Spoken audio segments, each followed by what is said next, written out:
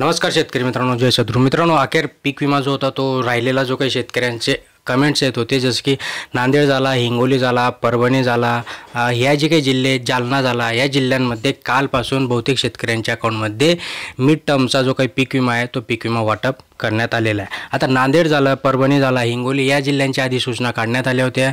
शेतकऱ्यांचे जे काही स्टेटस होते, क्लेम अवेटेड दाखवत होतं, तर कुठं यील्ड बेस हा 0 पण कॅल्क्युलेशन अवेटेड दाखवत होतं. तर ते सगळं क्लिअर होऊन शेतकऱ्यांच्या अकाउंटमध्ये हा जो काही पीक विमा आहे, हा पीक विमा आता वाटपास सुरुवात झाली. जालना जिल्ह्यामध्ये जो काही पीक विमा होता तो वैयक्तिक क्लेमच्या आधारावर होता, पण जी काही रक्कम होती ती रक्कम ओव्हरऑल जर विचार केला तर रक्कम खूप काही कमी होती.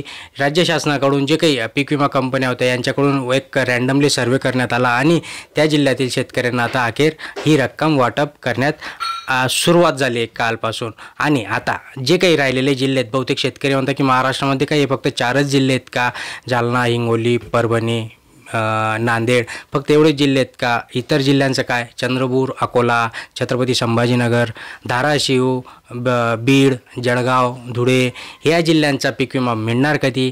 तर ह्या जिल्ह्यांचा देखील जो काही राहिलेला पीक विमा आहे तो लवकरात लवकर शेतकऱ्यांच्या अकाउंटमध्ये ट्रान्सफर करण्यात येणार आहे मित्रांनो. आणि म्हणूनच कारण की ह्याच्यामध्ये आपण बघत होतो की जे काही शेतकऱ्यांच्या KYC झाल्या होत्या, नंतर जे स्टेटस होते ते स्टेटस यील्ड बेस दाखवत होतं. यील्ड बेसमध्ये शेतकऱ्यांना 0 अमाऊंट दाखवत होतं, UTR नंबर जनरेट झालेला नव्हता. आणि मग ह्या सगळ्या गोष्टींवर आता कालपासून हा जो काही राहिलेला पीक विमा होता या 4 जिल्ह्यांमध्ये, हा 4 जिल्ह्यांतील शेतकऱ्यांचा पीक विमा अखेर वाटपास सुरुवात झाली. मित्रांनो, याच्याबरोबर एक नवीन आनंदाची बातमी देखील आहे. जे काही अतिवृष्टीची नुकसान भरपाई होती, ज्या शेतकऱ्यांचं KYC झालं आहे त्या शेतकऱ्यांसाठी आनंदाची बातमी आहे की आज उद्यापासून या शेतकऱ्यांच्या अकाउंटमध्ये अतिवृष्टीचे जे काही पैसे आहेत ते पैसे ट्रान्सफर व्हायला सुरुवात होणार आहे.